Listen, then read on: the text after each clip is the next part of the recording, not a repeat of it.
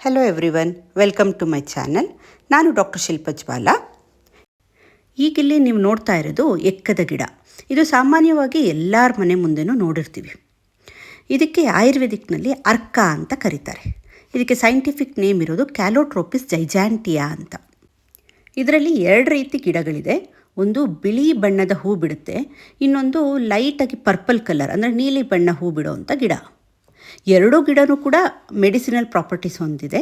ಆದರೆ ಇದರಲ್ಲಿ ಸ್ಪೆಷಲಿ ಬಿಳಿ ಬಣ್ಣದ ಹೂವು ಗಣಪತಿ ಪೂಜೆಗೆ ತುಂಬ ಜಾಸ್ತಿ ಉಪಯೋಗಿಸ್ತಾರೆ. ಇವತ್ತಿನ ವಿಡಿಯೋದಲ್ಲಿ ನಾವು ಈ ಎಕ್ಕದ ಗಿಡದಿಂದ ಏನೇನು ಉಪಯೋಗ ಇದೆ ಅಂತ ನೋಡೋಣ. ಅದಕ್ಕಿಂತ ಮುಂಚೆ ನನ್ನ ಚಾನೆಲ್ಗೆ ಯಾರು ಸಬ್ಸ್ಕ್ರೈಬ್ ಆಗಿಲ್ವೋ ಅವರು ದಯವಿಟ್ಟು ಸಬ್ಸ್ಕ್ರೈಬ್ ಮಾಡ್ಕೊಳ್ಳಿ. ಹಾಗೆ ವಿಡಿಯೋನ ಪೂರ್ತಿಯಾಗಿ ನೋಡಿ. ರಥಸಪ್ತಮಿ ದಿನ ಎಕ್ಕದ ಗಿಡನ ತಲೆ ಮೇಲೆ ಹಾಕ್ಕೊಂಡು ಸ್ನಾನ ಮಾಡೋ ಪದ್ಧತಿ ತುಂಬ ಜನಗಳಲ್ಲಿ ಮಾಡ್ತಾರೆ. ಯಾಕೆ ಮಾಡ್ತಾರೆ ಅಂತ ಎಷ್ಟೊಂದು ಜನಕ್ಕೆ ಗೊತ್ತಿಲ್ಲ. ಯಾಕೆ ಅಂದರೆ ಎಕ್ಕದ ಗಿಡದಲ್ಲಿ ವಾತಶಾಮಕ ಗುಣ ಇದೆ, ಅಂದರೆ ನೋವು ನಿವಾರಕ ಗುಣಗಳನ್ನ ತುಂಬಾ ಹೊಂದಿದೆ. ಹಾಗಾಗಿ ಯಾರಿಗಾದರೂ ಎಲ್ಲರೂ ತುಂಬ ಪೇಯ್ನ್ಸ್ ಇದ್ದರೆ, ಬಾಡಿ ಪೇಯ್ನ್ಸ್ ಎಲ್ಲ ಇದ್ದರೆ ಈ ಗಿಡದ ಎಲೆನ ಉಪಯೋಗಿಸ್ಕೊಂಡು ನೋವುಗಳನ್ನ ಕಮ್ಮಿ ಮಾಡ್ಕೋಬಹುದು. ಸೊ ಅದನ್ನು ಬಾಡಿ ಮೇಲೆ ಹಾಕ್ಕೊಳೋದ್ರಿಂದ ಜನರಲ್ ಬಾಡಿ ಏಕ್ಸ್ ಏನಾರಿದ್ರೆ ಕಮ್ಮಿ ಆಗುತ್ತೆ ಅಂತ ಒಂದು ನಂಬಿಕೆ ಅಷ್ಟೇ. ಈಗ ಎಕ್ಕದ ಗಿಡ ಬೆಸ್ಟ್ ನೋವು ನಿವಾರಕ ಅಂತ ಹೇಳಿದೆ. ಆದರೆ ಅದನ್ನು ಹೇಗೆ ಮಾಡೋದು ಅಂತ ನೋಡೋಣವಾ? ಫಸ್ಟು ದಪ್ಪ ಆಗಿರೋ ಯಾವುದಾದ್ರು ಎಲೆಗಳನ್ನ ತೊಗೋಬೇಕು. ಅದಕ್ಕೆ ಎಳ್ಳೆಣ್ಣೆ ಅಥವಾ ಸಾಸಿವೆ ಎಣ್ಣೆನ ಹಚ್ಚಿ ಅದನ್ನು ಬಿಸಿ ಮಾಡ್ಕೋಬೇಕು. ಬಿಸಿ ಮಾಡಿಕೊಂಡು ನಿಮಗೆ ಎಲ್ಲಿ ನೋವಿರುತ್ತಲ್ಲ ಆ ಭಾಗಕ್ಕೆ ಆ ಎಲೆನ ಪ್ಯಾಕ್ ಮಾಡಬೇಕು. ಎಲೆನ ಇಟ್ಬಿಟ್ಟು ಯಾವುದಾದ್ರು ಒಂದು ಬಟ್ಟೆ ಸುತ್ತಿ 2-3 ಗಂಟೆ ಇಡೋದ್ರಿಂದ ಆ ಭಾಗದಲ್ಲಿರೋ ನೋವು ನಿಧಾನಕ್ಕೆ ಕಮ್ಮಿ ಆಗ್ತಾ ಬರುತ್ತೆ. ಹೀಗೆ 10-15 ದಿನ ಮಾಡೋದ್ರಿಂದ ನಿಮಗೆ ನೋವು ಸ್ವಲ್ಪ ಮಟ್ಟಿಗೆ ಕಮ್ಮಿ ಆಗುತ್ತೆ. ಈವನ್ ಕೆಲವರು ಹೇಳ್ತಾರೆ ಹಿಂಬಡಿ ನೋವು ತುಂಬ ಇದೆ ಅಂತ. ಹಿಂಬಡಿ ನೋವಿರೋರು ಪಾದಕ್ಕೆ ಈ ಎಲೆನ ಬಿಸಿ ಮಾಡಿ, ಎಣ್ಣೆ ಹಚ್ಚಿ ಬಿಸಿ ಮಾಡಿ ಪಾದಕ್ಕೆ ಇಟ್ಕೊಂಡು ಸಾಕ್ಸ್ ಹಾಕಿ ಮಲಗೋದ್ರಿಂದ ಬೆಳಗ್ಗೆ ಏಳೋ ಅಷ್ಟೊತ್ತಿಗೆ ಸ್ವಲ್ಪ ಮಟ್ಟಿಗೆ ಹಿಂಬಡಿ ನೋವು ಕಮ್ಮಿ ಆಗಿರುತ್ತೆ.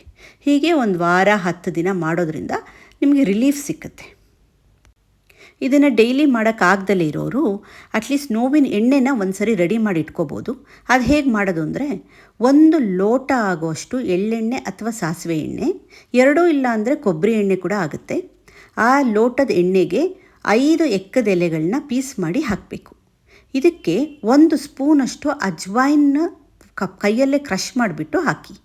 ಹಾಗೆ 3-4 ತುಂಡು ಪಚ್ಚ ಕರ್ಪೂರ, ಇದಿಷ್ಟನ್ನು ಹಾಕಿ ಚೆನ್ನಾಗಿ ಬಿಸಿ ಮಾಡಿ ಅದನ್ನು ಸೋಸ್ಕೊಂಡು ಎತ್ತಿಟ್ಕೋಬೋದು. ಯಾವಾಗೆಲ್ಲ ನೋವಾಗುತ್ತೆ ಆ ನೋವಿನ ಭಾಗಕ್ಕೆ ಈ ಎಣ್ಣೆನ ಸವರ್ಕೊಳೋದ್ರಿಂದ, ಮಸಾಜ್ ಮಾಡೋದ್ರಿಂದ, ಹಾಗೆ ಸ್ವಲ್ಪ ಬಿಸಿ ಶಾಖ ಕೊಡೋದ್ರಿಂದ ನಿಮ್ಮ ನೋವು ಕಮ್ಮಿ ಆಗ್ತಾ ಬರುತ್ತೆ.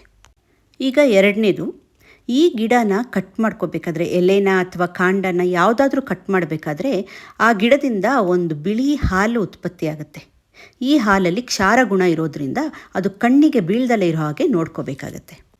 ಕಣ್ಣಿಗೆ ಲೈಟಾಗಿ ಸಿಡಿದ್ರೂ ಕೂಡ ಕಣ್ಣಿನ ದೃಷ್ಟಿ ಕಳ್ಕೋಬೋದು. ಹಾಗಾಗಿ ಸ್ವಲ್ಪ ಹುಷಾರಾಗಿ ನೋಡ್ಕೊಂಡು ತಗೋಬೇಕಾಗತ್ತೆ. ಈ ಹಾಲಿಂದನೂ ಕೂಡ ಔಷಧಿ ಗುಣ ಇದೆ.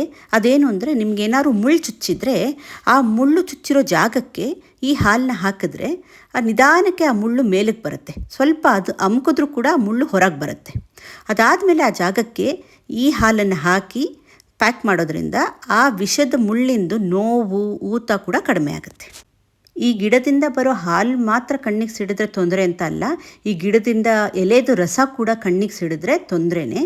ಕಣ್ಣಿಗೆ ಸಿಡಿದಲೇ ಇರೋ ಹಾಗೆ ನೋಡ್ಕೊಳ್ಳಿ. ಇನ್ನು 3ನೇ ರೆಮಿಡಿ, ನಿಮ್ಮ ಮುಖದಲ್ಲಿ ಕಪ್ಪು ಚುಕ್ಕೆಗಳಾಗಿದ್ದರೆ ಅಥವಾ ಬಂಗಿನ ಥರ ಕಲೆಗಳಾಗಿದ್ದರೆ ಈ ಎಕ್ಕದ ಗಿಡದ ಎಲೆ ಇರುತ್ತಲ್ಲ ಆ ಎಲೆನ ತೊಗೊಂಡು ಪೇಸ್ಟ್ ಮಾಡಿಕೊಂಡು ಅದಕ್ಕೊಂದು ಸ್ವಲ್ಪ ನಿಂಬೆ ರಸ ಮಿಕ್ಸ್ ಮಾಡಿ 10 ನಿಮಿಷ ಮುಖಕ್ಕೆ ಹಚ್ಚಿದ್ರೆ ಗ್ರ್ಯಾಜುಲಿ ಕಮ್ಮಿ ಆಗ್ತಾ ಬರುತ್ತೆ ಬಂಗು. ಆದರೆ ಇದು ಮಾಡೋಕ್ಕಿಂತ ಮುಂಚೆ ಒಂದು ಪ್ಯಾಚ್ ಟೆಸ್ಟ್ ಅಂತ ಕೈ ಮೇಲೆ ಹಚ್ಕೊಂಡು ಮಾಡಿ ನೋಡಿ. ನಿಮ್ಮ ಶರೀರಕ್ಕೆ ಏನು ತೊಂದರೆ ಕೊಡಲಿಲ್ಲ ಅಂದರೆ ಅದನ್ನು ನೀವು ಮುಖಕ್ಕೆ ಅಪ್ಲೈ ಮಾಡಬಹುದು. ಆದರೆ ಹಚ್ಚಬೇಕಾದ್ರೆ ಕಣ್ಣಿಗೆ ಇದರ ರಸ ಸಿಡಿದಲೇ ಇರೋ ಹಾಗೆ ನೋಡ್ಕೋಬೇಕು. ಇನ್ನು ಡಯಾಬಿಟಿಕ್ ಪೇಷಂಟ್ಸ್ ಅಂದರೆ ಶುಗರ್ ಕಾಯಿಲೆ ಇರೋರಿಗೆ ಪಾದಗಳಲ್ಲಿ ಯಾವಾಗಲೂ ಪೇಯ್ನ್ ಇರುತ್ತೆ, ನೋವು ಅಂತ ಹೇಳ್ತಿರ್ತಾರೆ. ಅಂಥವರು ಈ ಎಲೆಗಳನ್ನ ಹಿಮ್ಮುಖವಾಗಿ ಬಿಸಿ ಮಾಡಿ ಅದನ್ನು ಸ್ವಲ್ಪ ಎಣ್ಣೆ ಹಚ್ಚಿ ಕಾಲಿಗೆ ಹಾಕ್ಕೊಂಡು ಸಾಕ್ಸ್ ಹಾಕ್ಕೋಬೇಕು. ಬೆಳಗ್ಗೆಯಿಂದ ರಾತ್ರಿವರೆಗೂ ಹಾಕ್ಕೊಂಡೇ ಇರಬೇಕು. ರಾತ್ರಿ ಮಲಗೋ ಸಮಯದಲ್ಲಿ ಸಾಕ್ಸ್ ರಿಮೂವ್ ಮಾಡಿ ಎಲ್ಲ ತೆಗೆದಿಟ್ಟು ಮಲಗಬೇಕು. ಈ ಥರ ಮಾಡೋದ್ರಿಂದ ಅವ್ರಿಗೆ ನೈಟ್ ಟೈಮು ಕಾಲಲ್ಲಿ ನೋವು ಬರೋದು ಕಮ್ಮಿ ಆಗ್ತಾ ಹೋಗುತ್ತೆ. ಹಾಗೆ ಆಯುರ್ವೇದಾಚಾರ್ಯರುಗಳು ಹೇಳಿರೋ ಪ್ರಕಾರ ಈ ಎಲೆಗಳನ್ನ ಪಾದಕ್ಕೆ ದಿನ ಅಪ್ಲೈ ಮಾಡೋದ್ರಿಂದ ಇವನ್ ಶುಗರ್ ಅಂದರೆ ಬ್ಲಡ್ಡಲ್ಲಿರೋ ಶುಗರ್ ಕೂಡ ಕಂಟ್ರೋಲಿಗೆ ಬರ್ತಾ ಹೋಗುತ್ತೆ.